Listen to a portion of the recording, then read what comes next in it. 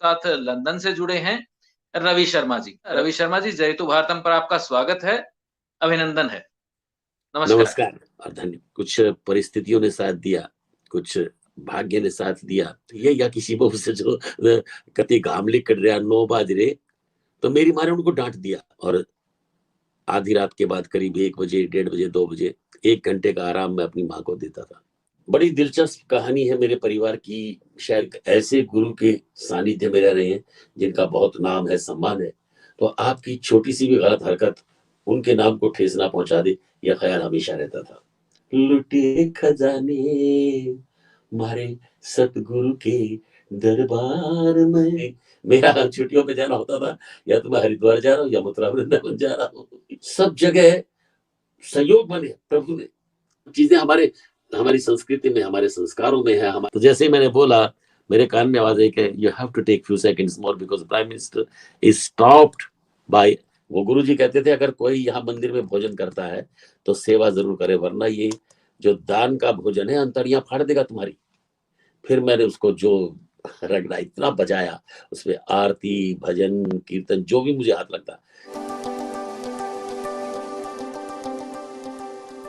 शर्मा जी, ये हमारे दर्शक जरूर जानना चाहेंगे, प्रारंभिक शिक्षा गांव से, फिर उसके बाद स्नातक तक की शिक्षा आपकी रोहतक विश्वविद्यालय से हुई और रेडियो की शुरुआत हुई। आकाशवाणी रोहतक जो स्टेशन खुला 1976 में, खुलते ही मैंने अप्लाई किया और मैं सेलेक्ट हो गया था ड्रामा के लिए। तो मुझे कार्यक्रम वहां से जो मैं करता तो थोड़ी इनकम हो जाती। अब देखिए, जो व्यक्ति एज ए चाइल्ड लेबर अपनी शिक्षा के लिए धन जुटाता था, कभी कभी रात को रिक्शा चलाता था, जब उसे बातों से, अभिनय से, संगीत से कमाई होने लगे, तो मुझे लगा कि मैं लोगों को खुश भी कर रहा हूँ और पैसे भी कमा रहा हूँ। मैं एक व्यक्ति के लिए काम करता था फैक्ट्री में, वो व्यक्ति बड़ा खुश था। मिस्त्री ने कहा कि जी आप सभी मजदूरों को 5 रुपए देते हैं, जो बड़े मजदूर हैं, इस बच्चे को आप 3 रुपए दे दीजिए। तो वो सेठ जिसके यहाँ काम चल रहा था, ईंटें पकड़ाने का, 11वां फैक्ट्री बन रही थी, उसने कहा 3 क्यों दे? तो बोले तो 2.5 दे दीजिए सर। मतलब मिस्त्री का ये कहना था कि जब बड़े लोगों को आप 5 रुपए देते हैं प्रतिदिन, तो इसे 3 रुपए दे दीजिए। उसने कहा 3 क्यों दूं? उसने कहा 2.5 दे दीजिए। कहता 2.5 भी क्यों दूं? मैं अपनी आंखों से देखता हूँ कि ये भाग भाग के बड़ों जितना काम करता है, मैं तो इसे 5 रुपए ही दूंगा। मेरा बस चले तो 5 से भी ज्यादा दूं, लेकिन फिर बाकी मजदूर जो है वो शिकायत करेंगे। अब आपको एक बात बताऊं कि वो बड़े संगीत प्रेमी थे, वो सेठ जी जिनका फैक्ट्री बन रही थी। तो जब मैं एक तो ये है कि हमने मुझे काम करते हुए दुख नहीं होता था, मैं गाता गुनगुनाता हुआ काम करता था, हंसता मुस्कुराता हुआ काम। तो कहते आपको गाने का बड़ा शौक है? मैंने कहा हाँ जी। कहते भजन गाते? मैं कहा हाँ जी भजन ही गाता हूँ, क्योंकि भजन गुनगुनाता था। उसने कहा कि हारमोनियम बजाते हो? मैंने कहा नहीं, मेरे पास है नहीं। तो कहाँ से? बोले कल मेरी दुकान पे आना और मेरा हारमोनियम ले जाना। सेठ जी की एक दुकान थी अनाज मंडी में, मैं उनके यहाँ से वो हारमोनियम ले आया। बड़ी यूं कहिए कि धूल चढ़ी हुई, बहुत देर से रखा हुआ बांध के। अब साहब पहले तो उसको ला करके मैंने बजाने योग्य बनाया, साफ सुथरा करके चमका दिया। वो हारमोनियम ऐसा लग रहा था अब जैसे नया शोरूम से आया। फिर मैंने उसको जो रगड़ा, इतना बजाया, उसमें आरती, भजन, कीर्तन, जो भी मुझे हाथ लगता। यूं समझिए कि 1 महीने के लिए दिया था उन्होंने मुझे। उन्होंने कहा था 1 महीने बाद वापस कर देना। महीने बाद में जब उनका हारमोनियम लेके गया उनको वापस करने, तो देख के कहते हैं कि ये क्या है? मैंने कहा आपका हारमोनियम। कहते ये मेरा हारमोनियम। उनको पहचान के, इतने तो नया लगता है बिल्कुल। मैंने कहा सर आपका ही है। और मैं इसके सुर देखिए, क्योंकि हारमोनियम को आप बांध के रख देंगे तो सुर भी ब्लॉक हो जाते हैं। अब वो बड़ा सुरीला बज रहा था। तो सेठ ने कहा भाई तुमने तो बजाया तो है, इसको सीखा कुछ आया? मैंने कहा जी पूरा तो नहीं आया, पर कुछ एक धुने में निकालने लगा हूँ। तो उसने कहा भाई तुमने इतना साफ सुथरा इसको बनाया है, क्या अब तुम इसे 1 महीने के लिए और ले जाओ, लेकिन पूरा सीख के दिखाओ। मैं कहता हूँ इतने अच्छे लोग मिले जिंदगी में। वहां कुछ सेठ लोगों ने अपनी एक कीर्तन मंडली बना रखी थी, उन्होंने मुझे अपने साथ ले लिया कि आप हारमोनियम बजाया करो हमारे साथ। अब वो सारे सेठ लोग थे, उसमें पैसा चढ़ाना मना था, कोई भी भगवान के आगे पैसा नहीं चलेगा, नमस्कार करो, फूल चढ़ाओ। तो अचानक उन्होंने मुझसे कहा कि हाँ हम आपको प्रति कीर्तन हारमोनियम बजाने के 5 रुपए देंगे। मैंने कहा जी मैं तो नहीं लूंगा। बोले आप क्या समझते हैं हमें पता नहीं कि आप अपनी पढ़ाई का खर्च निकालने के लिए मजदूरी करते, वो सेठ से पता लगा हुआ है तो, या पता नहीं किससे पता लगा कि मैं कभी कभी रिक्शा चलाता हूँ। उन्होंने कहा कि हमने ये देखना, मेक श्योर करना है कि आपकी पढ़ाई स्मूथली चले, आपको हर कीर्तन में 5 रुपए देंगे और आपको हारमोनियम बजाना होगा। मैं कहता था मुझे अभी पूरी तरह नहीं आता, बोले ऐसे ही आएगा, आप हर कीर्तन में आएंगे, हारमोनियम बजाएंगे और 5 रुपए हम सम्मान से, इज्जत से आपको देंगे। उन लोगों का मैं भूल नहीं सकता दिनेश। उन लोगों ने जैसे हाथ पकड़ के आगे बढ़ाते हैं, पर कीर्तन 5 रुपए मेरे लिए बहुत बड़ी हेल्प थी। मैं ज्यादा से ज्यादा कीर्तन बजाने में, एक तो मुझे हारमोनियम बजाना आ गया, अरे दूसरा मुझे आर्थिक सहायता मिली। हमारे रोहतक शहर की बात है, एक एक सेठ ने मुझे कहा कि आपको हम मासिक कुछ पैसे देना चाहते हैं क्योंकि आप बहुत मेहनत करते हैं पढ़ाई के लिए। तो मैंने कहा मैं तो नहीं लूंगा। एक वो खुददारी, वो भी गुरुजी के आश्रम में रह के, वो गुरुजी कहते थे अगर कोई यहाँ मंदिर में भोजन करता है तो सेवा जरूर करे, वरना ये जो दान का भोजन है अंतड़ियां फाड़ देगा तुम्हारी। ये उस तरह के संस्कार दिए कि अगर आप बगैर सेवा किए किसी मंदिर में जाके लंगर खाते, भाई सेवा का शरीर तो आपका है ना, इसको जब आप इस्तेमाल करेंगे और फिर प्रसाद खाएंगे तो आपको अच्छी तरह से वो पोषित करेगा।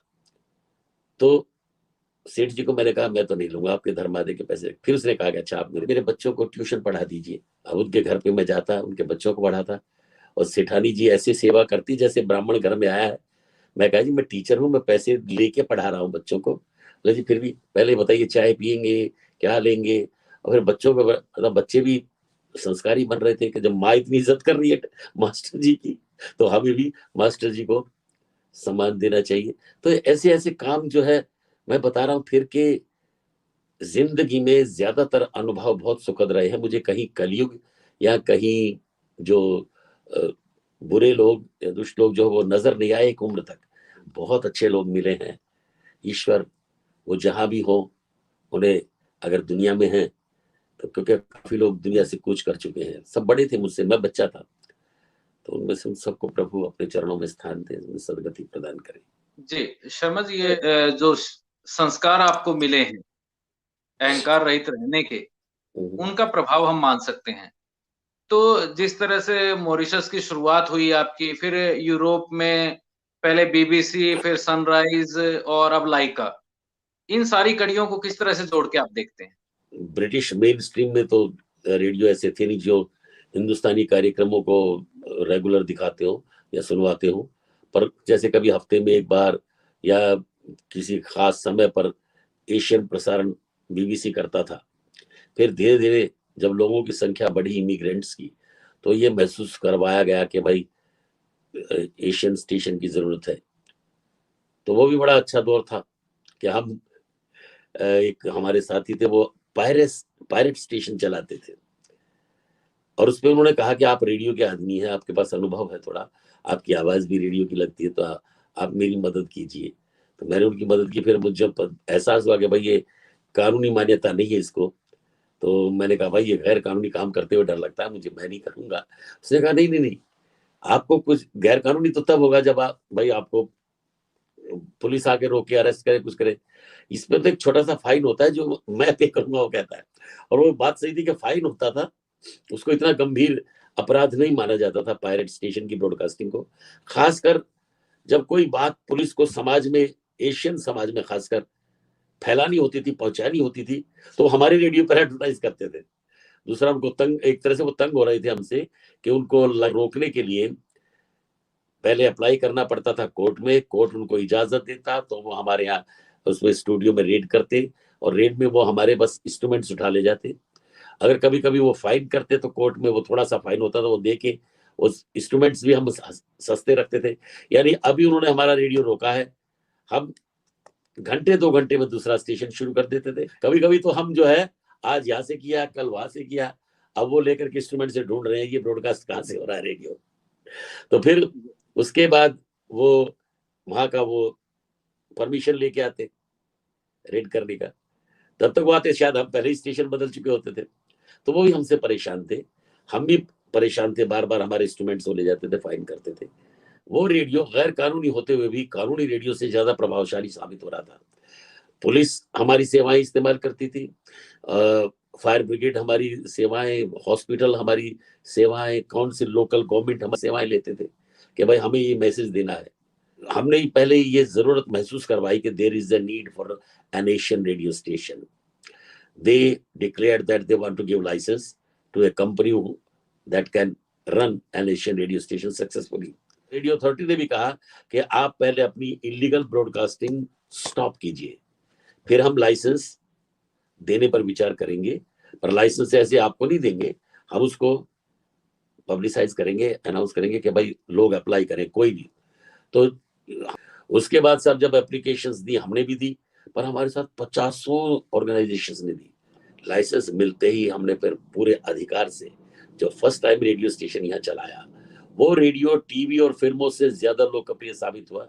यूं समझिए कि एक समय हमारी लोकप्रियता जैसे भारत में अमिताभ बच्चन है किसी जमाने में थे, या हमारी वो लोकप्रियता एशियन समाज में यहाँ थी।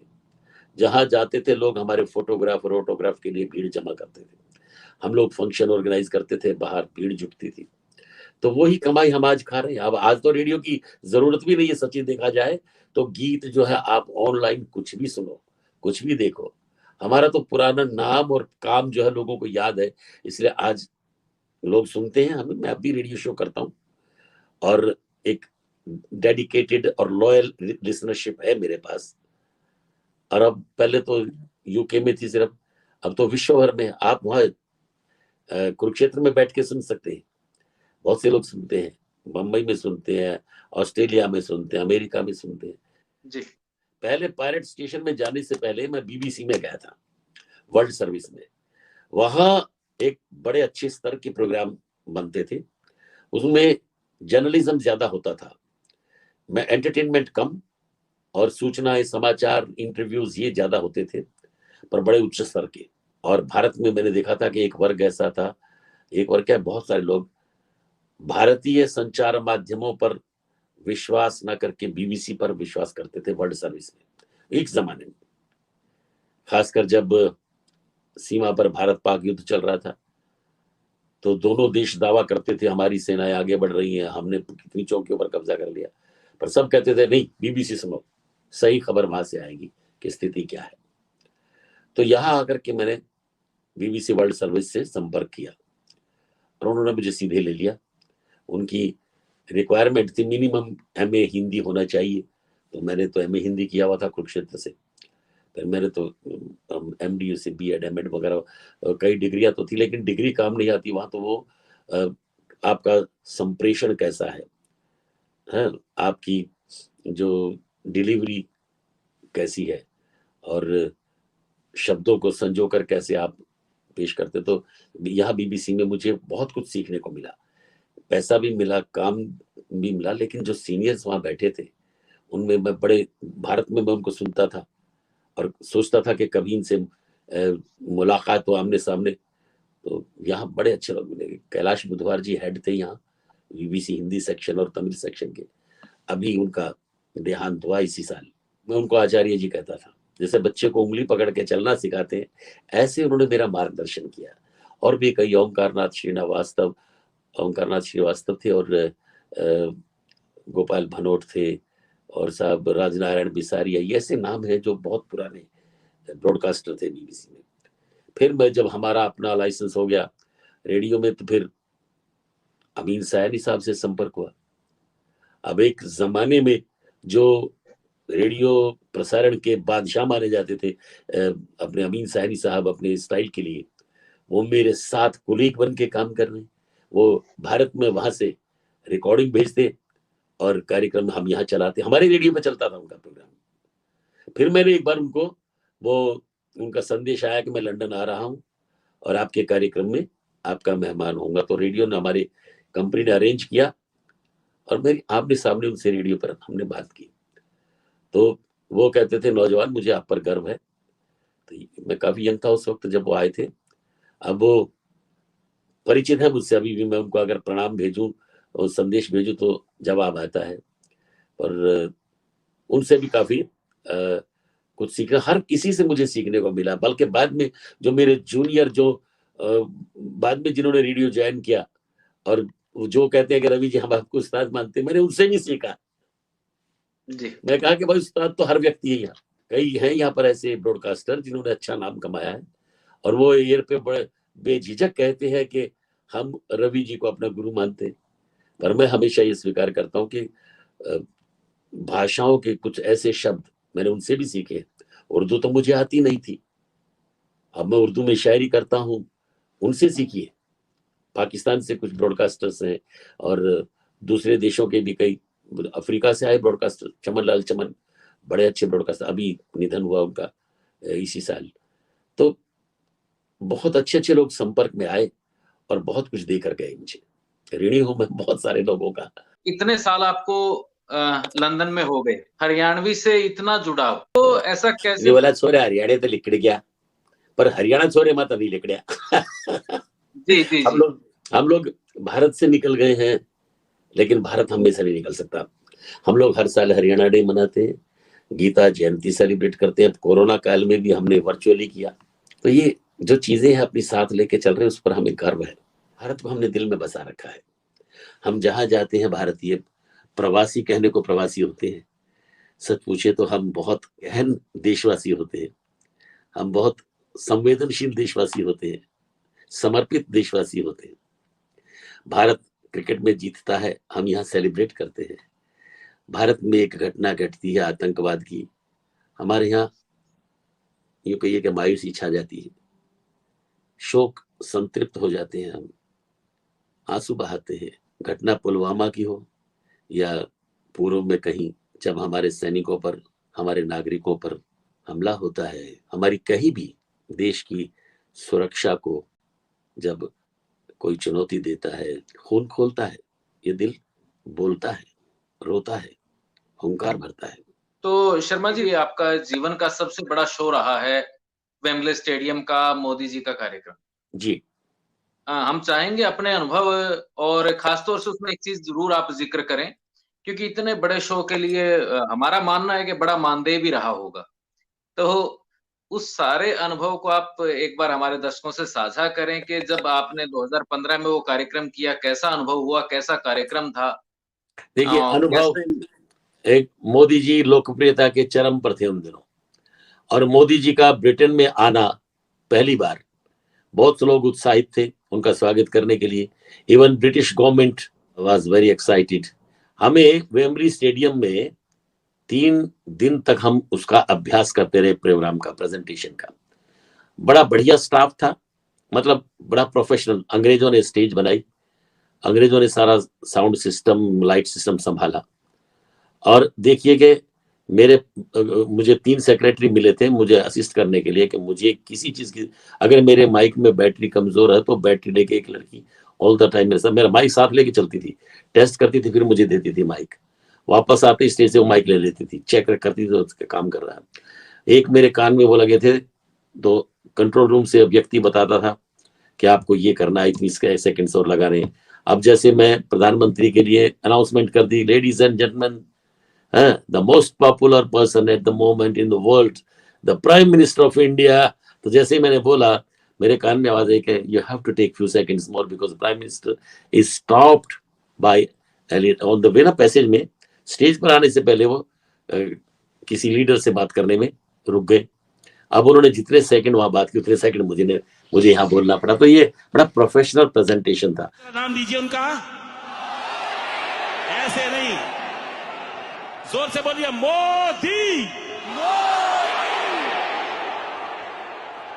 आवाज वेम्बली स्टेडियम से निकलकर, राजधानी लंदन से भी निकलकर राजधानी दिल्ली तक पहुंचनी चाहिए। मोदी, बता दो भारतवासियों को कि यहां ब्रिटेन में बसे हम भारतवंशी ये संदेश देना चाहते हैं कि आप भारत में बसते हैं, भारत हमारे दिल में बसता है कि नहीं?